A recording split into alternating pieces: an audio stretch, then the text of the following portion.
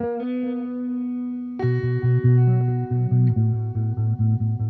right, another thing to avoid is poor planning. Now, this whole thing we've talked about is pretty much revolved around mostly planning, some attitudes as well, and behaviors and mindsets. But planning is really what we've been talking about for most of this course. So one of the big ones that I want to say is don't do is unless you think you're going to die. And I say this in all seriousness. If you think you're going to die earlier, maybe you've got really poor health, or maybe your family history says you're going to kick the bucket at 72 or something like that. So unless you think you're going to die at a certain age, don't go off and pull out your Social Security distributions early, because you can do that. You can go in and start getting your Social Security benefits from the government at age 62. But if you do so for life, it's going to be whatever that amount is that you get started at, and that's 75% of what the total could be. And as you get older, by the time you hit 65, it's 88%. By the time you hit, I think, 66 and 10 months, it's 100%. So that's like just under 67, you get to 100%. But they actually say, well, if you guys want to wait a little longer to age 70, we'll bump it up to 112%. So you get more than what you would normally get.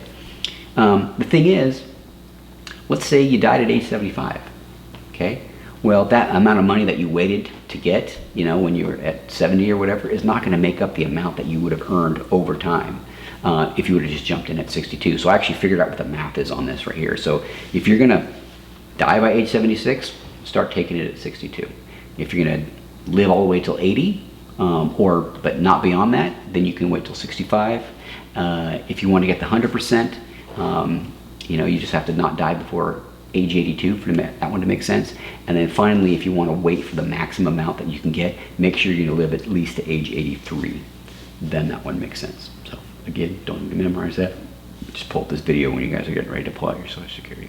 All right, I probably won't be around. Okay.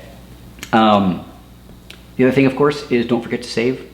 And this is kind of scary, but do you know the average retiree income is about $29,000 a year, which comes out to about after taxes, about $2,000 a month. That's if you look around at what it takes to live, that's a very, very meager existence. And not everybody has that. In fact, they say that there's some crazy percentage. I want to say, I could be wrong on this, somewhere close to half of people don't even, as they're approaching retirement, don't even have any savings at all. So don't forget to save. Another slightly controversial one, I'm sure I'm going to upset some people, maybe even within my family, on this one, but don't marry somebody who has wildly different views on money and on spending and saving. This can be very problematic. And it makes sense when you think about it. If you've got two people, one who's like, yay, let's go off and spend everything and not save a dime, and then you've got one person over here who really wants to save, you can see how that would create, people that would butt heads. And I've seen people make it work if they kind of keep their finances separate. But anyway, so that would be my suggestion, is like really think about that and make sure that you have a clear understanding with your spouse or your partner in the future on how you guys are going to spend your money, how you're going to save. Make sure you're on the same page, at least in the same neighborhood.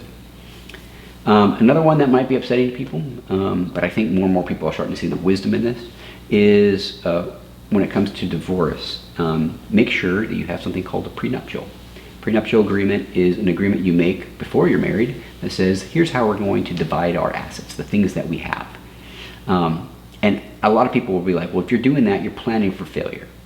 Okay, you're planning, and you don't really love me if you want to sign a prenuptial. And that's usually the number one argument. But here's the thing, 50% of marriages end in divorce.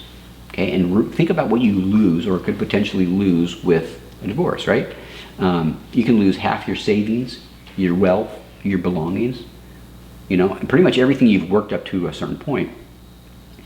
And the best case scenario is you get to keep everything you came in with. You're not like going to earn anything off of it. So 50-50, right? For a flip of a coin, if I took out a quarter right now, I said everything you've earned over the last however many years you've been married, 20, 30, 40, whatever it is, you took everything you have and we're going to flip a coin, and if it lands on heads, you get to keep what you have. You don't earn anything else, but you get to keep what you have. But if it lands tails, you have to give up half of what you got. Would you risk half of everything you've got on the flip of a coin? I wouldn't. That's totally gambling, right? Go to Vegas for that. And it's a terrible odds. All you get to the win is you get to keep what you have already, or or you know, you lose half. That's terrible. So please sign a prenuptial agreement, so that you don't run into this kind of stuff. Plan for the future. Plan for the worst. You know, hope for the best.